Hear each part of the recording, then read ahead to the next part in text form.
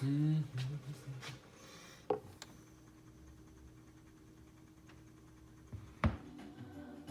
VC, welcome to the Personal Oasis. This is the Blind Island. I'm your host Isaac, and today we are going to be looking at recent spins again. Things that have been hitting my turntable frequently, and stuff I've really enjoyed listening to. First and foremost, I want to thank everyone who's been watching, commenting on videos. When I started this channel earlier this year, I never anticipated hitting 300 subscribers, so thank you again so much for all of the support. We'll be hosting another contest here, probably in December, to celebrate 1 year here in the VC. But let's get into the recent spins. If there's anything else that you guys want to be seeing, any new content, let me know in the comments below. So to get started, we're going to start off with what's actually spinning right now. Ah man, I should have organized this before getting started. Here it is. We have Roy Ayers' Ubiquity, A Tear to a Smile. And this is a phenomenal jazz funk album. Roy Ayers started off as a strict jazz musician working in tandem with Herbie Mann, but I think that Herbie Mann rubbed off a lot on Roy Ayers, especially Herbie Mann's obsession with the Muscle Shoals sound that he would push into later in his own career. And Roy Ayers went into his own direction with the sound and would wind up being a fantastic composer and funk musician in his own right. I love this album. Has one of my favorite funk songs of all time. 2000 Black is such a banger, so freaking cool. If you're a fan of that 70s funk style and sound, then you're going to love this record. Then what's been playing is, I featured this in recent finds, is Lover's Luau by Les Paul and Mary Ford. Now this is a record that you can find super cheap, and I know that a lot of people aren't super into the Exotica sound, but this is Exotica meets Proto Surf. It was recorded in 1959, and it's just a gorgeous album. I feel like I'm floating away on a vacation every single time that I'm listening to this record. And also, I love the color, the vibrancy of the artwork on here. It matches just the bright pastoral colors that are heard within the music. It's fantastic. It really captures just that beautiful Hawaiian feel, and I love this record. I love that it's all instrumental. The only vocals are just light, wordless flourishes, and I think that would be fantastic for anybody who's feeling a little dreary or down. This is going to brighten your spirits. So great record right there. Then next, what I've been listening to recently is Flora Purim's Stories to Tell. This is an amazing jazz fusion album. Flora Purim is a fantastic vocalist, and her work on here is exceptional. If you're looking for a fusion with a little bit more of a world bend, this is going to be where you are hitting the mark. It has a lot of great stuff. If you like English, if you like Portuguese, if you like Spanish, you're going to enjoy this album. There's so much to dive into here. A phenomenal fusion record with a phenomenal singer-songwriter, so I highly recommend you check this one out. Then we have a Grail, absolute Grail in my collection.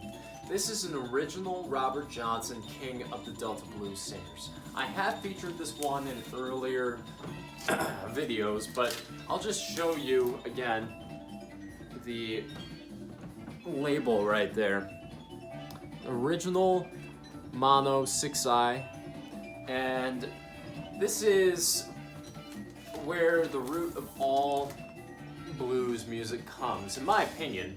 And there have been other fantastic blues musicians for sure, but Robert Johnson's playing, singing, everything on here is top tier. Every blues musician that really, there is everything before and everything after Robert Johnson. And I love this album. It's really capturing me recently, and something, if you're looking to get into primitive blues, there's no better place to start. You can find reissues of this for very cheap. This is a record that any person who's wanting to get into the blues should really start with. Great album, and a great Grail in my collection. Then next I have Buffalo Springfield, their self-titled debut featuring For What It's Worth. And this is a reissue that came very shortly after its first run. It's still a mono copy, and this record, it's just kind of a feel-good album. For What It's Worth is a huge towering song within the pop culture zeitgeist, but the rest of the album is just a lot of really good pop country, alt country, early alt country from the 60s. And I think that, you know, before the Byrds were really diving into it, Buffalo Springfield was dabbling their foot in there too. And it's very much an album where they were really trying to break out into that country rock sound. Neil Young is really finding his voice here as a songwriter. And while nothing touches the pure essence of For What It's Worth, it's still a very enjoyable record, and one that I would highly recommend to anybody who's looking for early proto alt country rock. So really cool album, and one that I really enjoy for feel-good music. And then I have my reissue of the 13th Floor Elevators, and this is just a great record. You know, it's been shown 1,000 times in the VC. I don't have to go on and on about it, but it's one that I wanted to throw on because I just love hearing those psychedelic sounds, man. They really grab me, and it's a fantastic record. Then I have an album here by a group called Natural Life. I haven't mentioned these guys in a while. I did do a review of their second album, I believe, or was it their third? I can't remember off the top of my head. It was very early on in my channel. But Natural Life is a fantastic fusion group from Minneapolis and released all of their stuff on private labels. But if you're a fan of Mahavishnu Orchestra,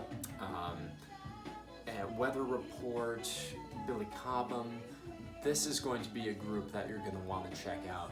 It is fantastic fusion, and it's such a shame that they never took off and never found an audience. You can still pick up their first album, I believe, very cheap on Discogs. Usually it's only $6.99, $8.99. Go and pick up this record if you like fusion. This is a fantastic record, fantastic album, and it's so cool to have just a little piece of private pressing history. And since I went to school in Minneapolis, it makes it all the sweeter. So really cool record.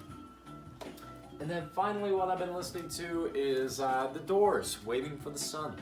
And Waiting for the Sun kind of gets lost in The Doors discography.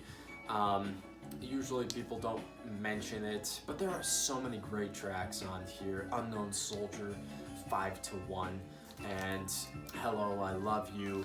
Lots of really big hits on this album.